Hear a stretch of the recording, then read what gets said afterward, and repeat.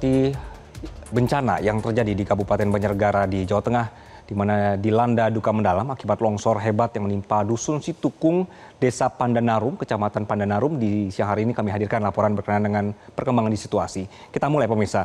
BPBD Banjarnegara mengonfirmasi 2 warga menjadi korban jiwa.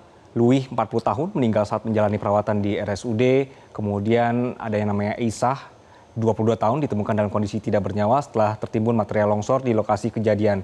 Nanti update perkembangan situasi korbannya juga akan terus dihadirkan oleh rekan-rekan kami pemirsa, karena situasi di lapangan akan terus dinamis sehingga nanti akan data terbaru akan terus kami update.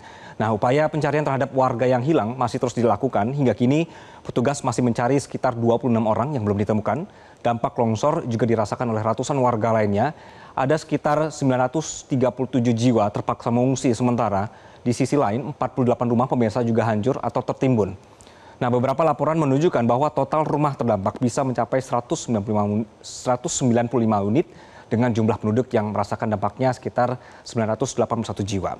Selanjutnya, upaya pencarian pemirsa ini terus dilakukan dengan mengerahkan kekuatan besar di lapangan. Ini data-data yang kami himpun sementara, bahwa ada lebih dari 500 personel gabungan dari Tim SAR, TNI, Polri, relawan sampai pihak BPBD diturunkan untuk menjangkau area terdampak yang medannya sulit.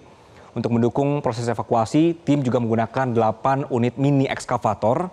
Alat berat berukuran kecil ini dipilih karena kondisi tanah yang labil dan ruang gerak yang terbatas, sehingga peralatan besar ini agak sulit dioperasikan dengan aman. Namun tadi ada informasi pagi tadi alat berat sudah bisa masuk pemirsa, dan mudah-mudahan ini membantu proses untuk pencarian. Nah, dengan kombinasi tenaga personil dan dukungan peralatan ini, tim berupaya mempercepat pencarian para korban yang masih hilang. Tetap harus berhati-hati menghadapi potensi adanya pergerakan tanah susulan di lokasi. Area pencarian dibagi menjadi beberapa sektor pemirsa. Ini kami hadirkan ilustrasinya berkenan di titik longsornya, bahwa pencarian dibagi 3 sektor strategis untuk memaksimalkan upaya. Sektor A mencakup wilayah RT 03, sektor B dan C fokus pada RT 02. Tim SAR juga harus melihat situasi di lapangan karena cuaca mendung kemarin disertai hujan ringan ini membuat tanah longsor semakin labil dan resiko longsor susulan. Badan Nasional Penanggulangan Bencana juga melakukan operasi dukungan, yaitu operasi modifikasi cuaca atau OMC. Ini untuk mengurangi curah hujan di berbagai daerah. Ini dilakukan juga di Banjarnegara agar proses evakuasi korban longsor di Desa Pandanarum bisa berlangsung maksimal. OMC ini pemirsa saat ini dilaksanakan di beberapa daerah di Indonesia yang punya curah hujan di atas 300 mm per hari. Ini termasuk sekali lagi di Banjarnegara yang saat ini tengah dilanda bencana longsor. Selanjutnya, di musim penghujan seperti ini pemirsa, tentu harus waspada bencana. Tiap daerah harus memiliki peta resiko bencana sebagai pedoman langkah yang dilakukan setiap bencana terjadi.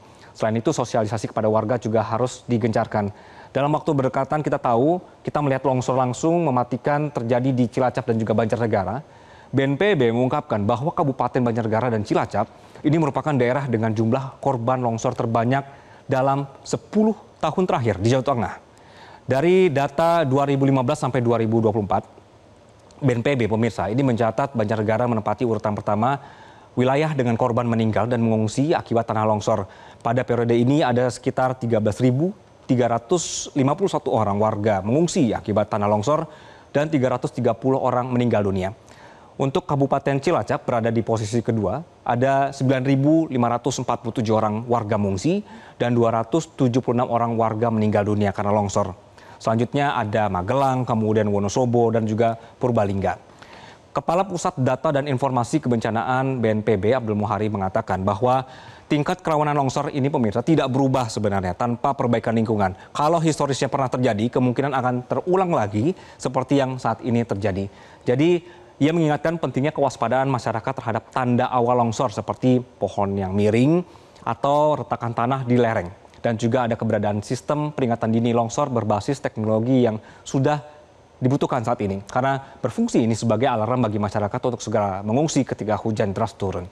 Kepala Badan Geologi Kementerian Energi Sumber Daya Mineral SDM, Muhammad Wahid, pemirsa mengungkapkan sejumlah pengendali dan pemicu longsor di Banjarnegara. Di antaranya adalah lereng curam. Faktor lainnya adalah seperti tanah pelapukan yang gembur, mudah runtuh, dan jenuh air ditambah curah hujan tinggi dan berdurasi lama yang meningkatkan tekanan pori. Kemudian kemungkinan adanya rembesan atau aliran bawah permukaan serta pemotongan lereng untuk permukiman atau juga akses jalan. Lokasi bencana berada pada morfologi perbukitan struktural bergelombang dengan kemiringan lereng landai hingga curam.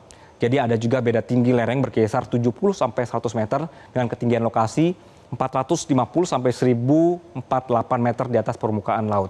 Nah, morfologi ini menunjukkan bentuk lereng terpotong dengan beberapa indikasi gerakan tahan lama. Maksud kami tanah lama. Nah, ini dia kemudian pemirsa yang kemudian diduga menjadi penyebab longsor yang terjadi di Banjarnegara. Tentu kita berharap bencana ini bisa tertangani dengan baik untuk proses SAR dan juga warga yang terdampak. Jelajahi cara baru mendapatkan informasi. Download Metro TV Extend sekarang.